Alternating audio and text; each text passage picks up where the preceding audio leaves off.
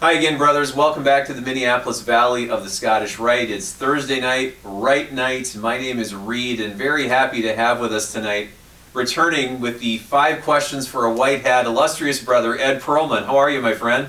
Wonderful, thank you. I don't know where to start because, first of all, when we get together for a meal or a discussion, we talk a lot. One of the most recent times we went out, we were there for 3 hours? We had breakfast, and by the time the 3 hours elapsed, we had lunch. That's shocking. Because we like to talk, yes. So we'll see how 5 questions goes. It might only be 2 because, well, talking's fun, and we love to get your perspective on all sorts of things. I'd be remiss if I didn't lead off by asking, what led you to Masonry?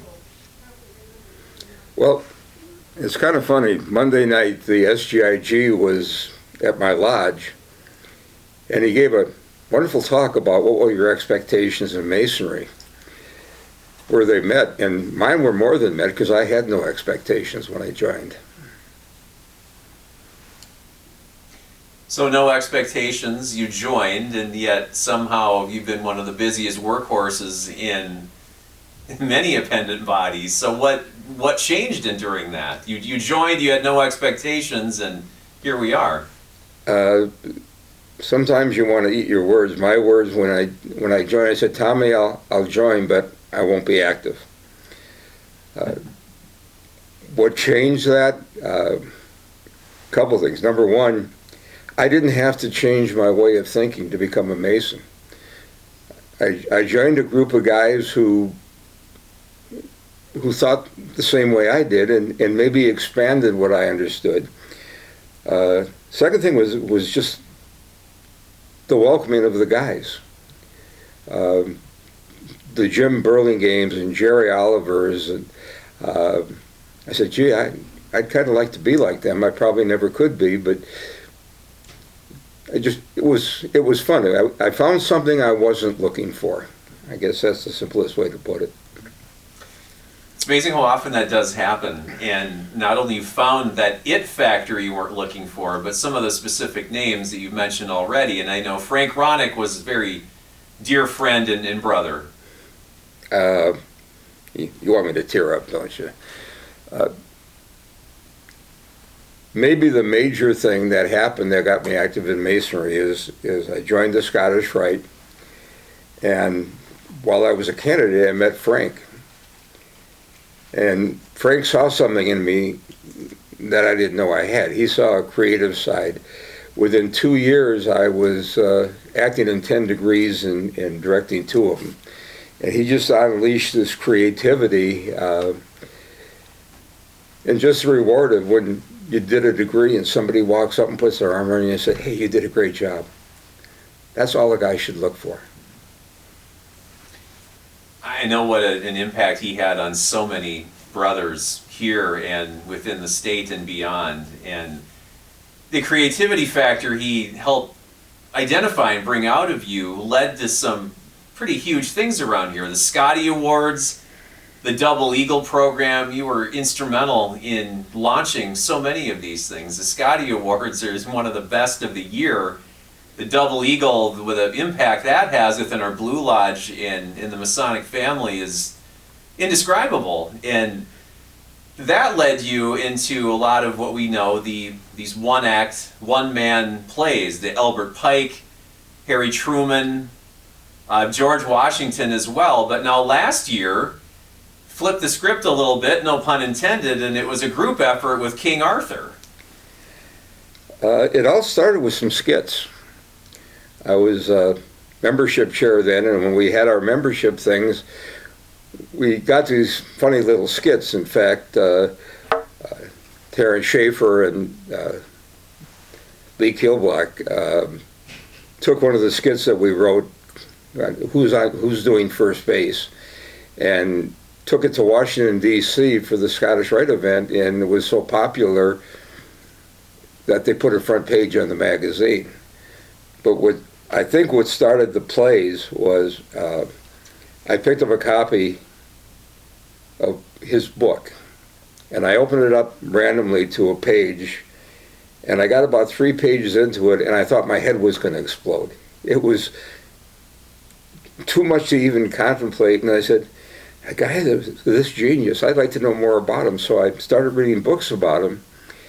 And that's how the first play started. I actually wrote it for somebody else who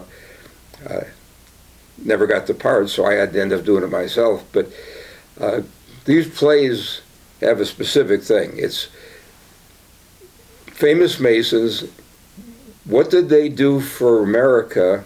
What did Masonry do for them that affected America? I think maybe the seminal one would be Harry Truman and the atom bomb. People disparage him, but if you read what caused the decision, you realize it was the most humane thing that could have possibly been done under the circumstances. Yeah, really enjoyed that one especially. That was outstanding. And now the King Arthur, you put a lot of time into that one. And one thing that I've always enjoyed about, if I'm going to embark on a big piece of literature, I start with the Cliff Notes. It's just, I don't have it in me to go right to it. But I usually go to you and say, I want to research, read, enjoy some history on something. What's the best, the top couple picks that you have? And in King Arthur, I know how much time you put into that. And I believe now it has been edited and put together, and the plan is that will be going on the YouTube channel of the Minneapolis Valley, as well as the website when the editing is completed. Quite a labor of love. I think it'll be on at least within a week. You've got to understand, part of the thing with these plays is I'm terribly ADD. So while you're going from A to B, I'm already at G or H. And I was at home and I turned on the TV and there was this terrible King Arthur movie. And I'm listening to the Knights of the Round Table and I said, boy, that sounds a lot like what we talk about in Masonic lodges. And by now I'm an age saying, what if there's a connection? Not saying there is, I'm just saying this play explores the possibility. And like I say, I spent 2 years studying this and found out that there was a figure in the 6th century. We don't know for sure his name was Arthur, but he is the person that the King Arthur legends were about. So this is a play about possible connection between King Arthur's time, the 6th century, and the development of Freemasonry. And it's very accurate historically. I hope you love my Genevieve as much as I did, because most beautiful woman I ever met. So I know you took great pride in that, and the research you do on these, you are truly a vault of knowledge in history, and that's one of the many things we appreciate about you and in your perspective. And as we wind up our 5 questions tonight, what would you say, if you can identify one best memory of Scottish Rite in your time of your involvement? I think I already told you, I think when you do something for the craft, and somebody comes up and shows their appreciation, you're not looking for fame, you're not looking for money, you just want somebody to say, hey, you did a great job. And so that thing that I enjoy most about Masonry is an ongoing thing. Not looking for anything from anybody other than somebody to put their arm around me and say, hey, you did a good job, thank you. You inspire us to keep coming back and really epitomize that there is no finish line in what we do. The more you put into it, the more joy comes out of it. And really appreciate your time, your insight, all of the work you've done. We wish we had more time with you tonight, but illustrious brother Ed Pearlman, it's been wonderful having you on 5 Questions of the White Hat. Reed, I haven't done any work. This has all been pleasure.